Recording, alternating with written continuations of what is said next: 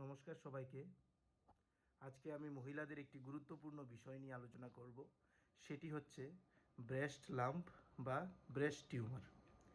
Breast tumour দু ধরনের হয়, একটা হচ্ছে ভালো বা বিনাইন, আর একটা হচ্ছে খারাপ বা ক্যান্সার বা মেলিগনেন্ট। এখন বিনাইন টিউমার বা ভালো টিউমার কাদের হয়? বেশিরভাগ ক্ষেত্রে দেখা যায় যে যেসব মহিলাদের বয়স 15 থেকে 40 বছর অবধি থাকে তাদের ব্রেস্টে যে টিউমার হয় সেটা বেশিরভাগ ক্ষেত্রে বিনাইন হয়। ক্যান্সার যে হবে না তা নয়, বাট বেশিরভাগ ক্ষেত্রে বিনাইন হয়। 40-এর উপর মহিলাদের যদি কোনো ব্রেস্টে টিউমার হয় সেটার বেশিরভাগ চান্স থাকে যে সেটা ক্যান্সার হবার বা মেলিগনেন্ট হবার। এখন ব্রেস্টে যদি টিউমার হয় বা আপনি যদি দেখেন আপনার ব্রেস্টের একটা টিউমার বা মাংসপিণ্ডের মতো জিনিস মুভ করছে বা নড়াচড়া করছে, তাহলে আপনি কার কাছে যাবেন? বেশিরভাগ মহিলারা গাইনোকোলজিস্টের কাছে চলে যান।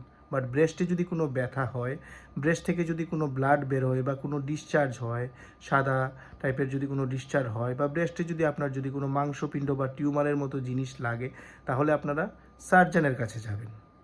সার্জন এই জিনিসগুলো দেখে। তাহলে আমি যেটা বললাম, 40 অনূর্ধ্ব মহিলাদের বিনাইন বা ভালো টিউমার হওয়ার চান্স বেশি হয়, এবং 40-এর পরে সেই টিউমারকে ক্যান্সার ভেবেই আমরা প্রয়োজনীয় পরীক্ষা নিরীক্ষা করি।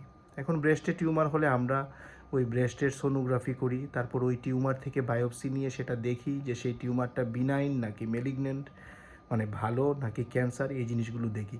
তারপর সেই অনুসারে আমরা প্রয়োজনীয় অপারেশন করি। তাই ব্রেস্টে যদি আপনাদের কোনো টিউমার হয় আপনারা অবশ্যই সঙ্গে সঙ্গে নিকটবর্তী সার্জনকে দেখান, এবং ব্রেস্ট ক্যান্সার বা ব্রেস্ট টিউমারের নিরাময় সার্জারির দ্বারা খুব ভালোভাবে সম্ভব। এই বলেই আজকের টপিক আমি শেষ করছি। সবাই ভালো থাকবেন। নমস্কার।